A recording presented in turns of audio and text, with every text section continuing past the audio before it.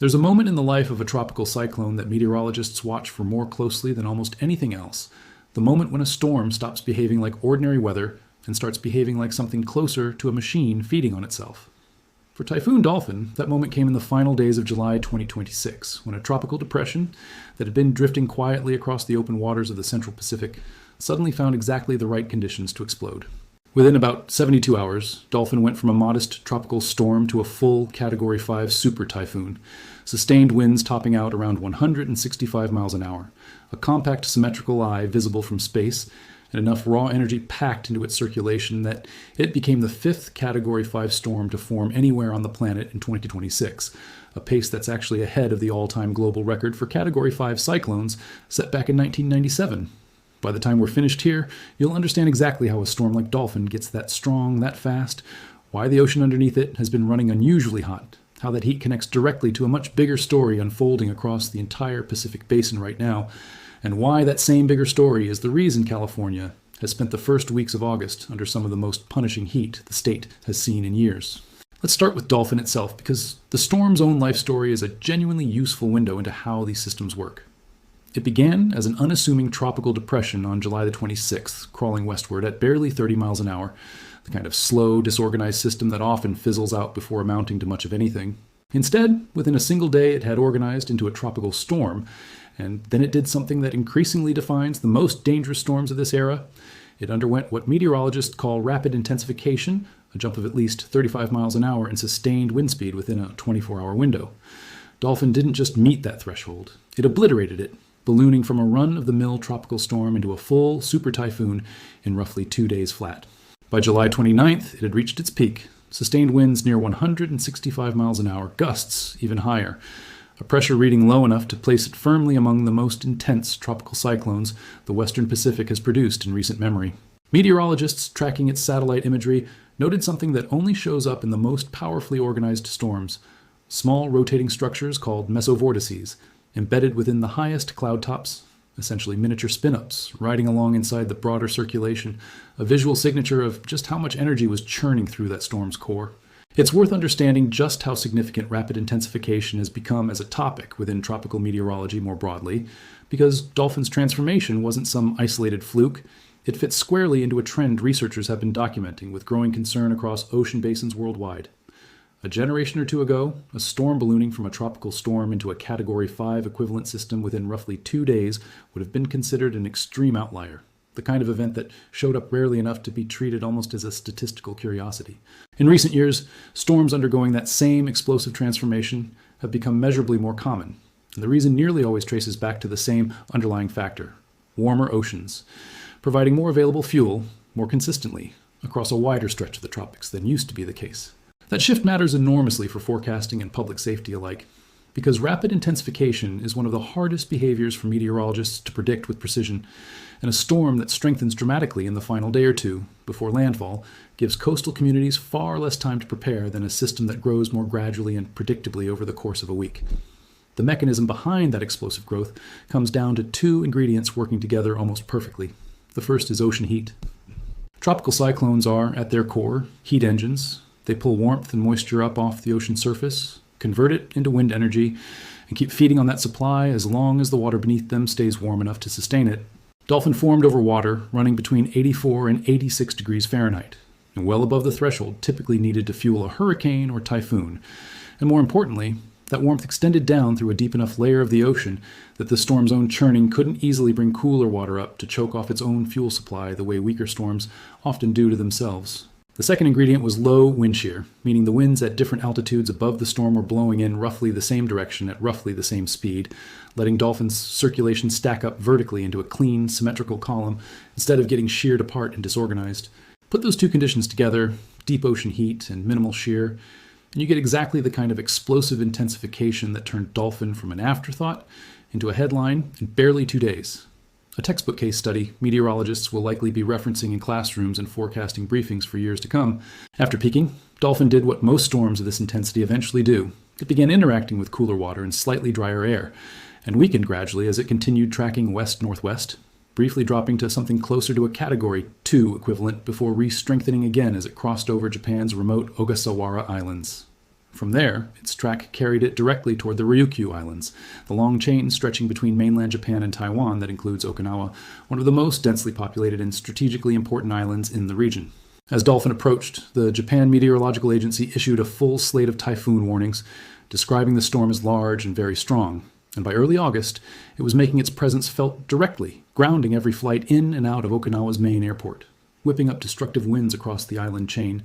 and forcing widespread preparations across a region that had already been dealing with an unusually active typhoon season. From Okinawa, Dolphin continued pressing westward across the East China Sea, and by the first week of August, it had become the 13th named typhoon of the year to threaten mainland China, prompting Chinese authorities to activate a coordinated national emergency response across multiple departments, coastal evacuations, fishing fleets ordered back into harbor, and warnings issued up and down the eastern seaboard as the storm's outer bands began lashing the coast of Zhejiang province with high surf and heavy rain even before its center made landfall. It's worth pausing on just how much total energy a storm like Dolphin represents, because the numbers involved genuinely are staggering when you add them up across its full lifespan.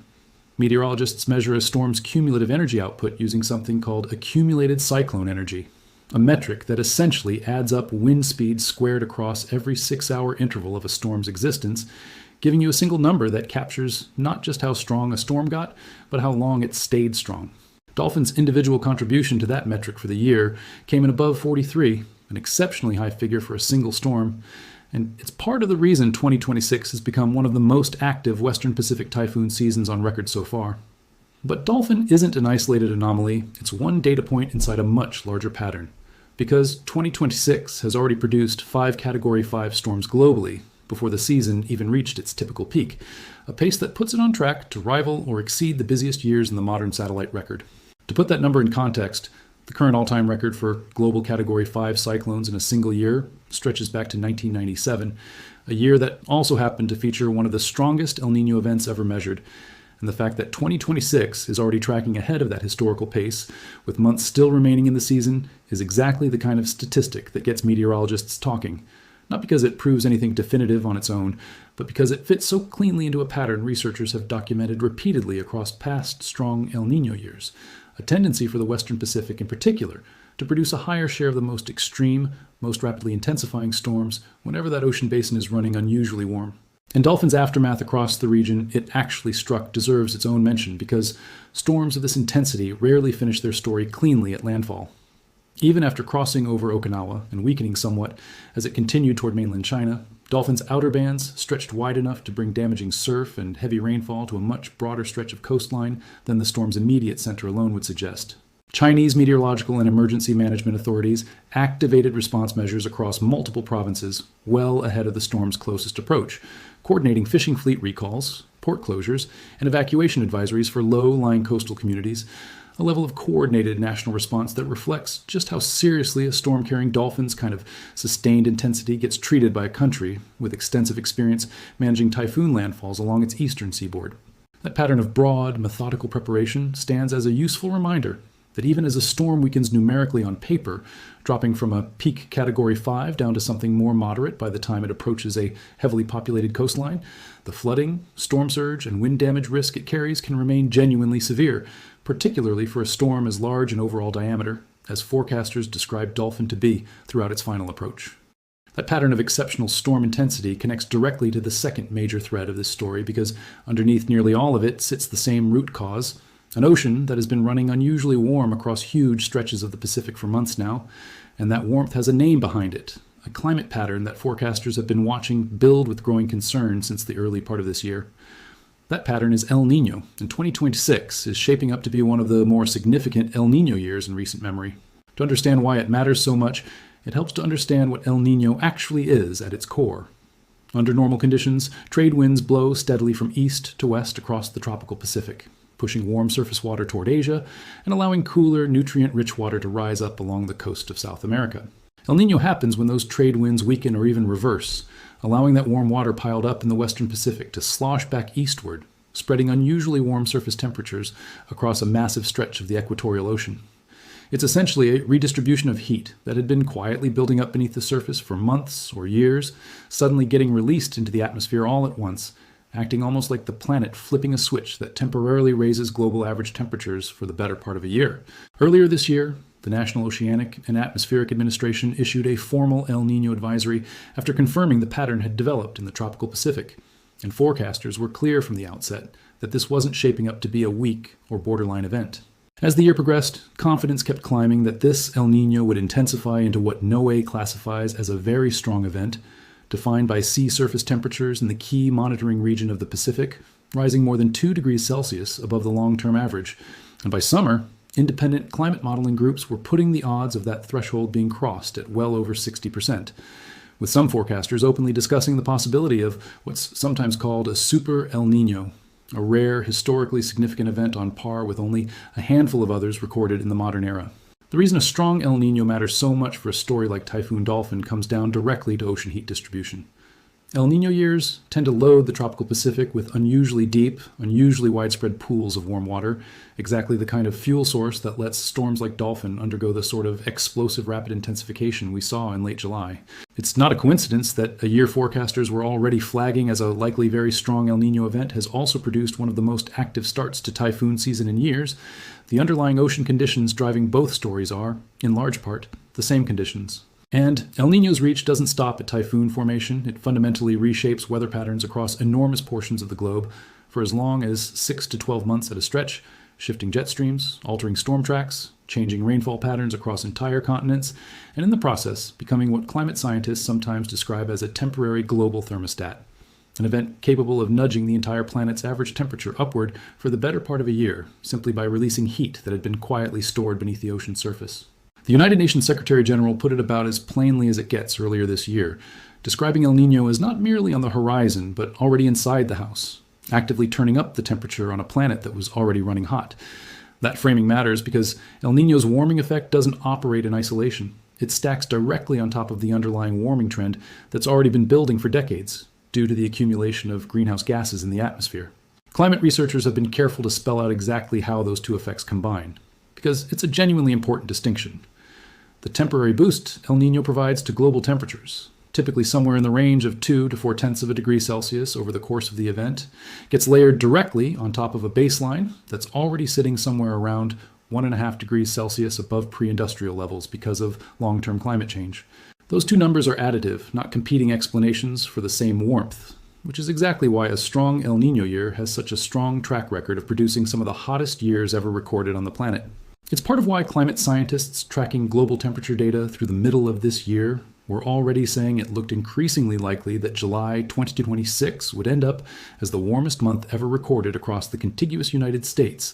a claim made all the more striking by the fact that cities like Salt Lake City had already shattered their own all-time temperature records earlier in the summer, hitting a scorching 109 degrees Fahrenheit, a mark that had never been reached in that city's recorded history. Which brings us directly to California, because if there's one place in the country where the combined effects of a strong El Niño and an already warming baseline climate have been landing hardest this summer, it's the Golden State. The first weekend of August brought exactly the kind of heat event forecasters had been warning about for days, a stubborn dome of high pressure parking itself directly over Southern California and refusing to budge. The National Weather Service issued extreme heat warnings covering essentially the entire southern half of the state, with forecast highs running anywhere from 95 to a punishing 110 degrees across virtually every inland community, sparing only the narrow strip of coastline within about 10 to 15 miles of the ocean, where the marine layer offered at least some relief. Downtown Los Angeles, a station that had gone almost 2 full years without cracking the 100-degree mark, was forecast to hit 101 degrees on the first day of August alone, a number that would have shattered a record standing since 1959. And forecasters were already eyeing the following day's record too, a mark that had stood since 1997. Out in the desert communities, the numbers climbed even higher. Palm Springs forecast to approach 120 degrees, edging right up against its own all-time record for early August, hot enough to be genuinely dangerous even by the standards of a region that's no stranger to extreme desert heat.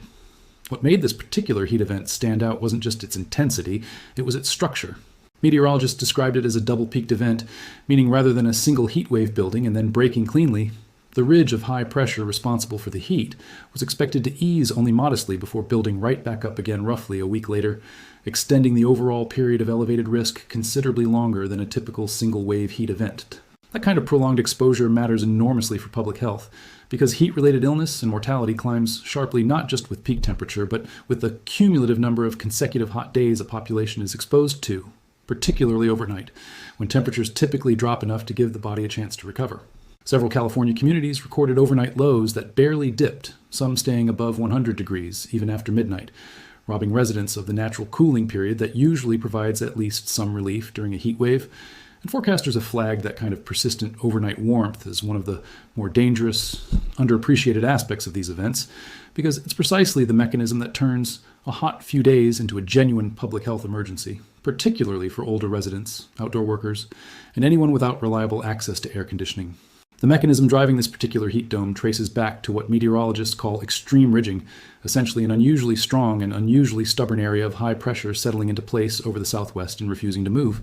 High-pressure ridges suppress cloud formation, allow clear skies to persist day after day, and let the sun bake the ground relentlessly without the kind of afternoon thunderstorms or marine cloud cover that might otherwise offer some relief. Forecasters tracking this particular ridge described it in genuinely striking terms, noting the strength of the pattern through data visualizations that placed it well outside the range of a typical summer ridge, and pointing to a very warm ocean surface just offshore as an additional contributing factor, one that was expected to keep humidity elevated across Southern California, even as the core of the heat concentrated further inland. That combination of extreme heat and elevated humidity is exactly the kind of pairing that pushes heat index values, the number that reflects what the temperature actually feels like to the human body, into genuinely hazardous territory, even in areas that don't necessarily hit the highest raw temperature readings on the map. And the consequences of a heat event like this one extend well beyond the discomfort of a hot weekend. California's utility companies watch events like this with real concern, because prolonged extreme heat drives air conditioning demand to its highest levels of the year, right at the exact moment the electrical grid is under the most strain, raising the very real possibility of flex alerts, official requests for residents to voluntarily reduce power consumption during peak afternoon and evening hours to avoid the kind of rolling blackouts that have hit the state during past extreme heat events. Beyond the grid, extreme heat dramatically compounds an already serious wildfire risk across much of the state. Hot, dry conditions sap moisture out of vegetation that's already been drying out through the peak of a western summer, turning hillsides and forests into what firefighters describe as primed fuel, ready to ignite from something as small as a spark off a piece of machinery or a poorly extinguished campfire and spread with terrifying speed once it catches. Forecasters covering this particular stretch of extreme heat specifically flagged an elevated fire threat stretching across California alongside neighboring states including Idaho, Montana, Nevada, Oregon, Utah, Washington, and Wyoming, describing the combination of near-record heat, intense thermal instability, and dry vegetation as conditions capable of supporting genuinely destructive wildfire behavior, exactly the kind of scenario that has produced some of the most damaging fire seasons in the state's recent history. Beyond the immediate fire and grid concerns, this stretch of heat is also landing on a Southwest already dealing with a genuinely difficult long-term water picture, and that context matters for understanding why this particular summer feels so consequential to people actually living through it. The broader Southwest heads into every fire season carrying whatever moisture, or lack of moisture, accumulated in the mountains the previous winter. And this year followed a winter that brought disappointingly little snowpack to large parts of the region, leaving reservoirs and soil moisture levels already running below where forecasters would like to see them heading into peak summer heat. That kind of starting deficit means the ground has less natural buffer against extreme heat than it would in a wetter year. Vegetation dries out faster, streams run lower, and the margin for error before conditions tip into serious drought territory narrows considerably. It's part of why meteorologists tracking this pattern have specifically pointed to any monsoonal moisture that manages to push up out of the eastern Pacific and into the southwest as a genuinely welcome development this year, even though that same monsoon moisture carries its own real risks, including flash flooding, mudslides across recently burned terrain, and dry lightning strikes capable of igniting entirely new fires in areas that haven't seen meaningful rainfall in months. Here's where the story comes full circle, because California's punishing summer heat and Typhoon Dolphin's explosive intensification on the other side of the Pacific aren't two unrelated headlines that happen to land in the same news cycle. They're both downstream consequences of the same underlying ocean and atmospheric pattern building across the Pacific Basin this year. A strong El Niño reshapes the distribution of heat across an enormous stretch of the planet's largest ocean, and that redistributed heat doesn't stay contained to any single region. It ripples outward, influencing storm formation in the western Pacific, shifting the position and strength of high-pressure ridges over North America, and altering rainfall and temperature patterns across huge portions of the globe simultaneously. That's precisely why a single strong El Niño year can plausibly be linked both to an unusually active typhoon season pounding Japan and China, and to a punishing, record-threatening heat dome parked directly over Southern California. Because underneath both stories sits the same basic driver, a Pacific Ocean carrying an unusual amount of stored heat that's now being released into the atmosphere on a global scale. Looking ahead, this El Niño pattern carries real implications well beyond the current stretch of summer heat and typhoon activity, because these events typically don't resolve quickly. They tend to persist and continue shaping weather patterns for 6 months to a year after they first develop. For California specifically, strong El Niño years have historically carried a complicated, sometimes contradictory relationship with the state's weather. On one hand, El Niño tends to shift the Pacific jet stream in a way that often channels more moisture and more storm activity toward California during the winter months that follow, meaning the same pattern currently baking the state under record heat could plausibly deliver a considerably wetter than average winter once the seasons turn,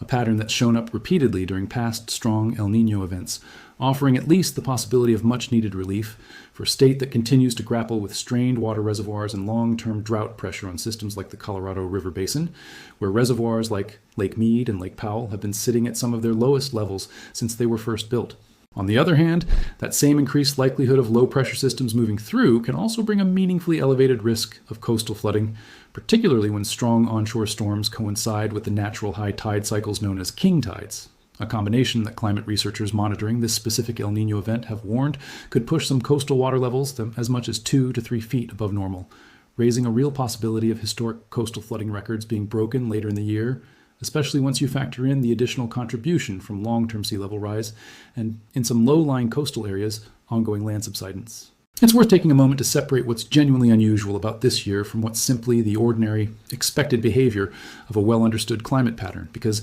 that distinction matters for how seriously to take any individual headline you come across. El Niño itself is not some rare, mysterious phenomenon. It's a naturally recurring pattern that's been documented and studied for well over a century, cycling every few years between El Niño, its cooler counterpart La Niña, and neutral conditions in between, with scientists able to trace its fingerprints back through centuries of historical climate records, long before satellites or ocean buoys ever existed to measure it directly. What makes this particular year noteworthy isn't that El Niño is happening at all, it's the combination of factors converging at once, the real possibility of this event reaching very strong or even historic intensity,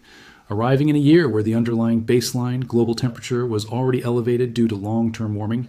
and coinciding with a Western Pacific typhoon season that's already producing an unusually high number of the most intense storms on the books. Individually, none of these things would necessarily be considered shocking. Extreme heat waves happen in California most summers, strong typhoons form in the Western Pacific most years, and El Niño itself cycles through with some regularity. It's the way all three are stacking together and reinforcing each other this particular year that has climate scientists and meteorologists paying unusually close attention. That said, it's worth pushing back gently against the instinct to treat every one of these individual weather events as some kind of unprecedented apocalyptic signal, because that framing tends to obscure the more useful, more accurate story underneath it.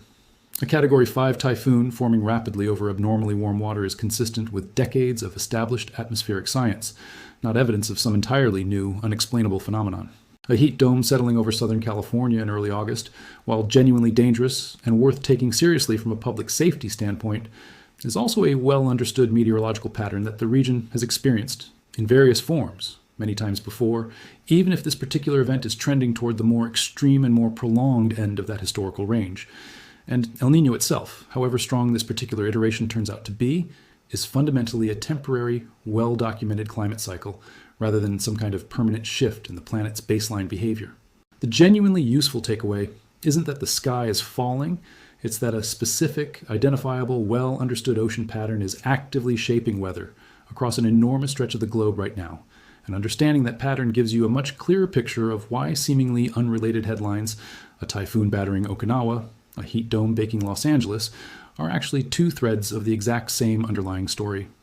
So where does that leave things heading into the rest of the summer and beyond, for anyone trying to make sense of what to actually expect? For the Western Pacific, the story is almost certainly not finished. An El Nino pattern carrying this much energy tends to keep fueling storm activity through the remainder of typhoon season, meaning Dolphin is unlikely to be the last major system this particular stretch of ocean produces before the year is out. And coastal communities across Japan, Taiwan, and China should reasonably expect this level of storm intensity to remain a recurring threat through the coming weeks and months. For California and the broader Southwest, the immediate concern remains the heat itself, along with the elevated wildfire risk that comes attached to it, meaning continued vigilance around outdoor activity, hydration, and fire safety through the remainder of what's shaping up to be an unusually hot summer. And looking further out toward autumn and winter, the same El Nino pattern responsible for this stretch of extreme heat carries a real, historically grounded chance of flipping the script entirely, potentially delivering a considerably wetter winter across California, a welcome prospect for a state still working to recover its water reserves, even as it simultaneously raises the stakes around coastal flooding risk along a coastline already dealing with the compounding pressures of rising seas. If this kind of breakdown connecting the dots between a typhoon on the other side of the planet and the heat wave sitting over your own backyard is useful to you, hitting genuinely helps more people find it. And if you've been living through this stretch of heat yourself, or if you're watching Dolphin's aftermath unfold across Japan or China, dropping a comment with what you're actually seeing on the ground adds something no forecast model or satellite image ever quite captures. Subscribing means you'll catch the next update as this El Nino pattern continues developing over the coming months, because between an active typhoon season, still building steam, and a winter outlook that could swing sharply wetter across California, this story is very much still being written. And if you know anyone dealing with this heat right now, or anyone with family in the path of these Pacific storms, sharing this along might be exactly the reminder they need to take the next warning seriously before it arrives.